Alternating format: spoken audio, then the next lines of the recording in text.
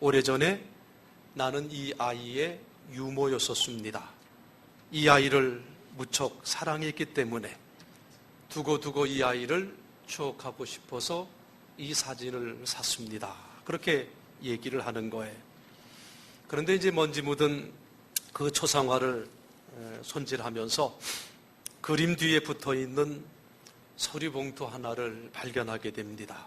놀랍게도 그 봉투 안에는 죽은 이의 유서가 있게 되었는데 이 사진을 간직하는 사람에게 자기의 재산을 다 물려주겠다고 하는 그러한 내용이지요. 이게 아이버 포엘이 쓴 성경의 유리창이라는 책에 나오는 얘기인데 많은 생각을 하게 됩니다.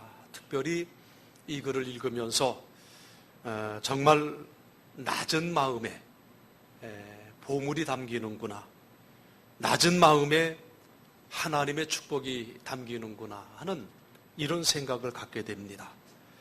어느덧 오늘 한국교회의 교인들의 마음이 너무 높아져 있지는 않은지 이런 생각을 하게 돼요.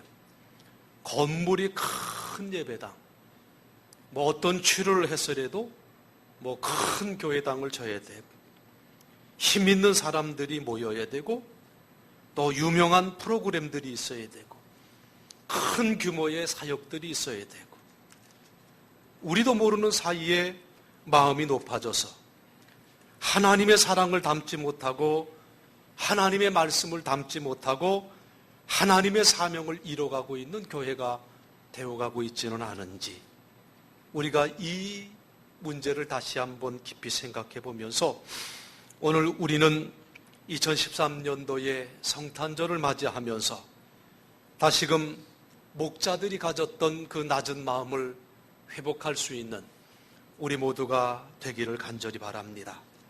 그래야 우리가 좋은 소식을 듣게 되고 그래야 우리가 그 소식을 전하게 되고 나아가서 세상 사람들이 우리가 전하는 소식을 귀담아 듣게 될 줄로 믿습니다. 오늘 우리는 이 2013년도 성탄절 예배를 드리면서 누가복음 2장 10절로 11절 두 절의 말씀을 보았습니다. 천사가 이르되 무서워하지 말라. 보라 내가 온 백성에게 미칠 큰 기쁨의 좋은 소식을 너희에게 전하노라. 그렇게 말씀을 했어요. 바로 예수 그리스도의 오심이 큰 기쁨의 좋은 소식이다. 이렇게 말씀을 했는데 왜 우리 예수 그리스도가 오신 것이 기쁨의 좋은 소식인가? 정말 우리가 예수 그리스도의 복음을 정말 기쁜 소식으로 받지 않으면서 그 소식을 전하려고 한다면 세상 사람들은 더욱 예수 그리스도의 나심을 기쁨의 좋은 소식으로 받을 수가 없지요. 그렇기 때문에 우리가 보다 본질적인 질문을 던지고 그 답을 진지하게 찾아볼 수 있는 우리가 되어야 될 줄로 믿습니다. 과연 성탄이, 과연 예수 그리스도의 이 땅에 오심이 내게 기쁨의 좋은 소식인가? 왜 그것이 기쁨의 좋은 소식인가? 우리가 그것에 대한 분명한 답을 가지고 살아가야 된다는 거예요. 무엇보다도 예수 그리스도의 오심이 큰 기쁨의 좋은 소식이 될 수밖에 없었던 것은 그것은 바로 임마누엘의 사건이기 때문이라는 것을 여러분 믿으시기를 간절히 바랍니다. 마태복음 1장 23절에 보면 보라 처녀가 잉태하여 아들을 낳을 것이요 그 이름을 임마누엘이라 하리라 하셨으니 이를 번역한즉 하나님이 우리와 함께 계시다 함이라 이렇게 말씀을 했습니다.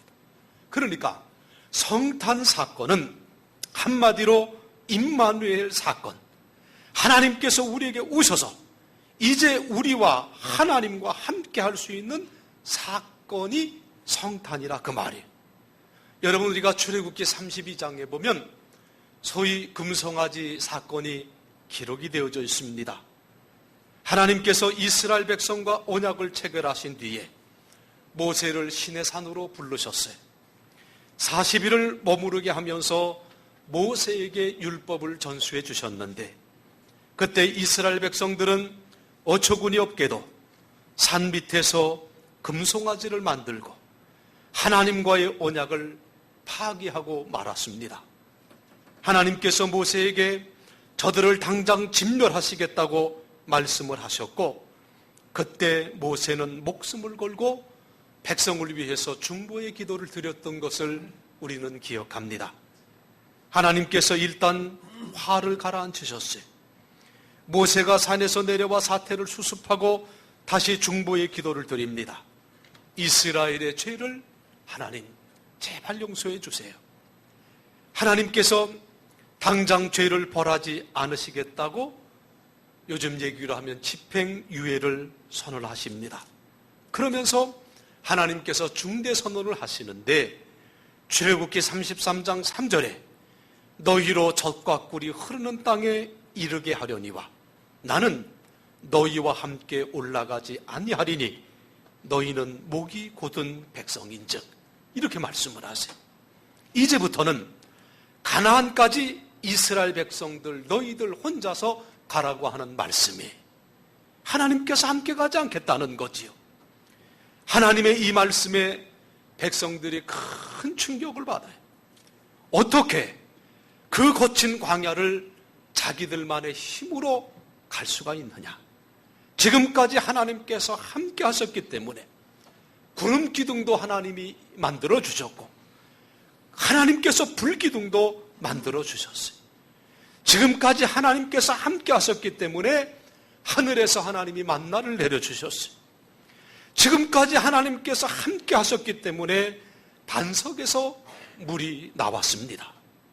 이스라엘 백성들이 덜컥 겁이 납니다. 그래서 출애굽기 33장 4절에 보면 이렇게 말을 합니다. 백성이 이 황송한 말씀을 듣고 슬퍼하며 한 사람도 그 몸을 단장하지 아니하니, 이렇게 기록이 되어 있어요. 저들이 하나님께서 함께하지 않으실 것을 생각하니 너무 두려웠다 그 말이에요. 아무것도 할 수가 없었다 그 말이에요. 여러분, 그렇습니다. 오늘 우리 인생의 근본 문제가 뭐냐? 하나님께서 함께하지 아니하시는 삶 속에서 우리 인간들이 가지고 있는 근본적인 모든 문제들이 나타나고 있다 그 말이에요. 하나님 없이 혼자 저 광야 같은 인생길을 걸어요. 혼자서 인생의 무거운 짐을 지고 사람들이 간다 그 말이에요. 그런데 하나님은 주 예수 그리스도로 말미암아 우리 삶의 빈자리에 찾아오시는 사건을 허락해 주셨습니다. 그래서 성탄은 주님께서 우리 인생에 개입해 오셔서 함께 하시는 사건이, 그래서 우리가 위로를 얻고, 그래서 우리가 평안을 얻고, 그래서 우리에게 그 무엇으로도 맛볼 수 없는 참된 기쁨을 느끼는 사건이 바로 성탄의 사건이라는 것을 믿으시길 바랍니다. 그렇기 때문에 이 성탄이 가장 큰 기쁨의 좋은 소식이 된다는 것을 여러분 믿으시기를 축원합니다. 사랑하는 성도 여러분, 이 시간 여러분의 심령에 나와 함께 하시고자 이 땅에 오신 예수 그리스도를 온전히 삶의 주인으로 영접하시기를 바랍니다. 그리고 주님께서 여러분의 인생길을 함께 걸으시도록 여러분의 마음을 활짝 여시기를 바랍니다. 주님의 손을 잡고 함께 걸으며 주님 주신 놀라운 은혜와 더할 수 없는 큰 기쁨을 누리며 살아갈 수 있는 우리 믿음의 권속들 다들 되시길 주님의 이름으로 축원합니다. 두 번째로, 우리 주님의 오심이 큰 구원의 기쁜 소식이 되어지는 것은 죄 사함의 사건 때문인 줄로 믿습니다. 마태복음 1장 21절에 보면 이렇게 말씀을 하고 있어요. 아들을 낳으리니 이름을 예수라 하라. 이는 그가 자기 백성을 저희 죄에서 구원할 자이심이라 하니라. 말씀을 했어요. 바로 예수께서 이 땅에 오신 목적은 하나님의 백성들을 죄에서 구원해 주시기 위해서 오셨다는 거예요. 그러니까 성탄의 궁극적인 목적이 뭐냐? 정말 주님께서 이 땅에 오셔서 죄의 문제를 해결해 주시기 위해서 이 땅에 오셨다.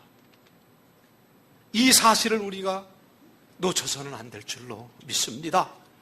여러분, 우리가 요한복음 5장에 보면 베데스다 연못의 치유 사건이 기록되어 있는데, 이 연못은 비정기적으로 물이 분출하는 간헐천입니다. 지금부터 2000년 전 고대인들에게는 신비로운 자연현상이 아닐 수가 없어요. 그래서 당연히 거기에는 전설이 따라 붙었습니다. 물이 분출될 때 제일 먼저 그 못에 들어가서 몸을 씻는 사람이 병이 낫는다 라는 이러한 전설을 그들은 믿었습니다. 그래서 수많은 병자들이 이 전설의 소망을 두고 베데스다 못에 모여들었어요. 그때 거기 38년 된 병자가 있었다고 합니다. 이 사람에게는 한 가지 중대한 문제가 있었는데, 혼자서 거동할 수 없다고 하는 문제. 그래서 그 물이 동할 때에 누군가 좀 빨리 도와주어서 그 물에 들어가게 해줘야 되는데, 그런데 이 사람의 주변에는 아무도 없었습니다. 예수님께서 이 사람을 찾아오셨어요. 그리고 물으셨습니다. 내가 낫고자 하느냐? 내가 낫고자 하느냐? 그런데 이 사람의 대답이 얼마나 엉뚱한지, 주여, 물이 동할 때에 나를 못에 넣어줄 사람이 없어. 내가 가는 동안에 다른 사람이 먼저 내려가나이다. 이렇게 대답을 합니다. 즉, 소원이 있다면 누군가가 물이 동할 때에 나를 저 연못까지 데려다 주면 좋겠습니다라는 거예요. 그런데 이 사람의 원래의 소원은 병나는 것이지요. 그런데 이 연못에 오래 머물면서 그 소원이 달라졌어요. 무조건 그 연못에 먼저 들어가는 거예요. 병이 낫고 말고는 이건 이제는 두 번째 문제이고, 물이 동할 때에 저 물에 먼저 한 번이라도 먼저 가봤으면, 그래서 몸을 먼저 한 번이라도 씻어보았으면, 이게 그 사람의 소원이 되었다, 그 말이. 여러분, 오늘 여기에 인간의 근본적인 문제가 있다는 것을 우리는 발견해야 됩니다.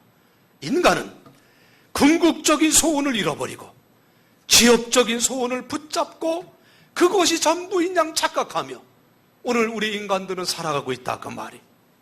정말 중요한 소원은 뒤로 하고 당장 눈앞에 보이는 소원에만 집착하고 살아갑니다. 여러분, 창세기 3장을 보면 인간의 타락의 이야기가 나와요.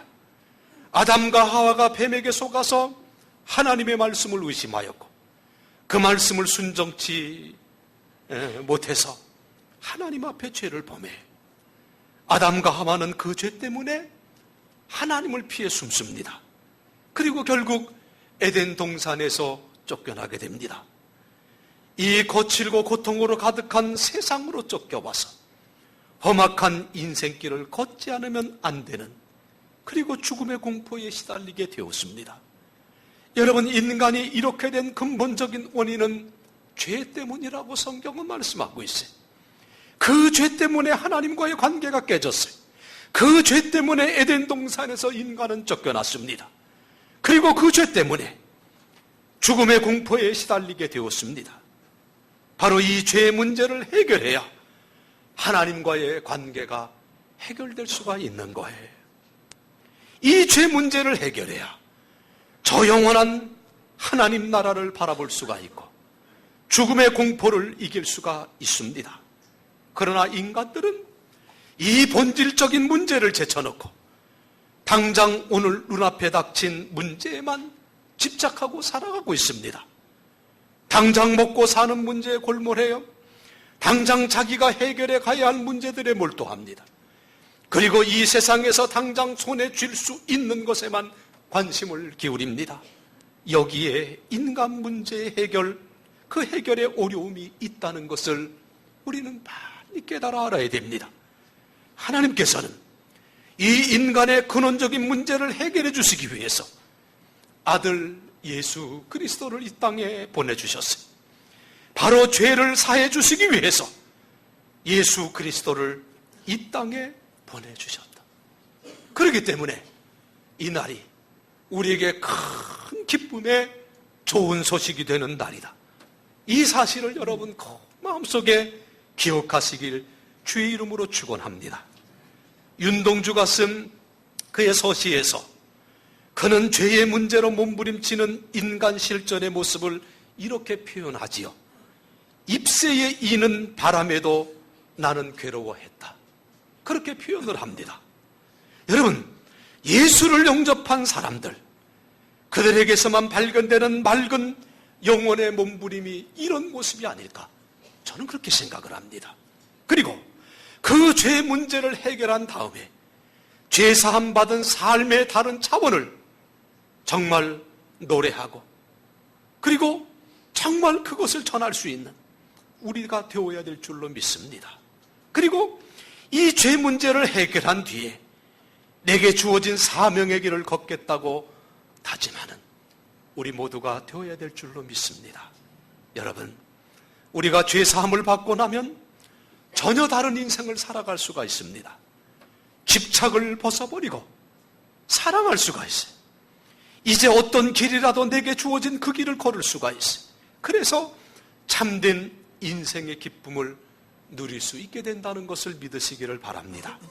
사랑하는 여러분, 주님께서 우리 인생의 근본적인 이 문제, 바로 이 죄의 문제를 해결해 주시기 위해서 2000여 년 전 오늘 이 땅에 오셨고, 또한 지금 이 자리에 여러분에게 찾아오셨음을 믿으시기 바랍니다.